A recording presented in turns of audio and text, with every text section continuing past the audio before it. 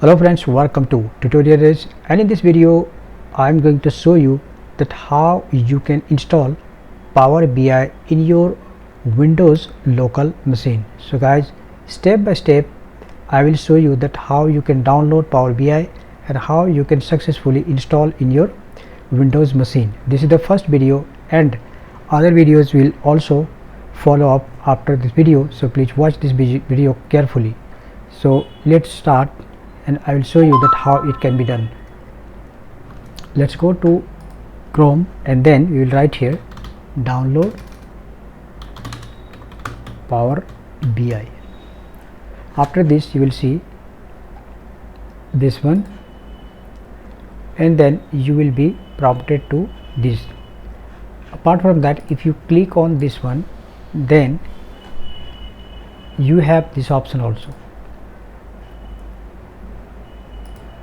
So using Microsoft Store also you can install. So you have two options: either you can install from this Microsoft Store or you can directly download and install. So that depends upon your choice. So what I am going to do here, I will click on download. Now you are given here two options. The first one is this exe and the second one is desktop. So any one of these, actually I am going to select this one. Actually this is based on Windows operating system. So let me show you where you can see this system information. If you check here, then you can see your operating systems. You can see here sorry, it's been mentioned here 60x64, that means 64-bit machine. This one is 64-bit processor based machine. Okay, so that's why I'll select this one. Now click on download. So now as you can see it is downloading, so let's wait until it gets downloaded. Okay, so now it's successfully downloaded. I'll double click on this and then it will start.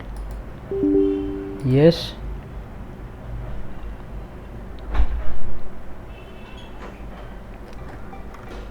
and then next, accept terms and condition, next.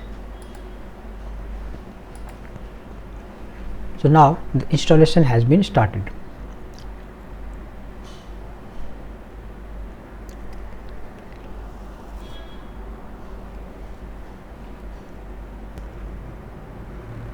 Okay, so now successfully installed.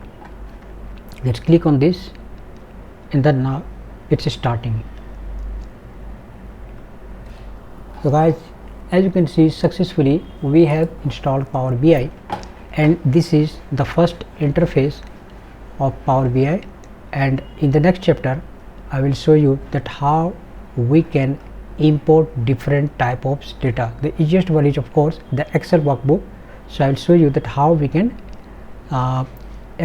import actually first, then through MySQL also, and then we will proceed as per requirement. So see you in the next chapter. Bye bye.